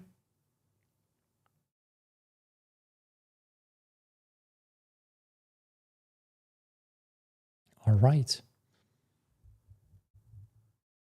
Yeah, exactly. I would like to get another one. I would like to get a black one. Full black. We'll see, maybe. Depends on the breeder. All right. I hope you found that session useful. It brought you value. As always, you know where to find the mentorship thing. Link right there. Academy/portfolio guide. Even if you are not aiming at the mentorship, go watch the video there. It's going to bring you a lot of information about how to craft a good portfolio. There are a very little handful of slots available for March.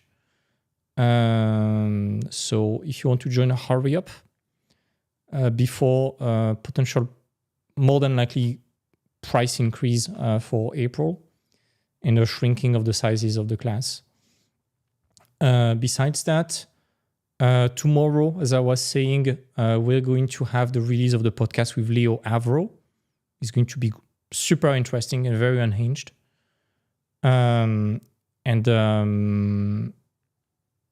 Next week, I'm going to talk probably about the Holy Trinity of professionalism. And book your calendar. I'm going to make the preparatory module available for purchase for a few days. So book your calendar. And let's see how it goes. I'm going to figure out if I can make a little bonus for those who get it. I will see what kind of bonus I can give you. Probably a little something from the mentorship or something like that. Maybe a little couple of videos from the mentorship, just to sprinkle a bit more mentorship in it. All right. Talk to you soon, folks. I'm going to end the stream. I'm going to clean up my mess. And why not making a little visit of the apartment once it's ready. All right. Talk to you soon, folks. Bye. See you.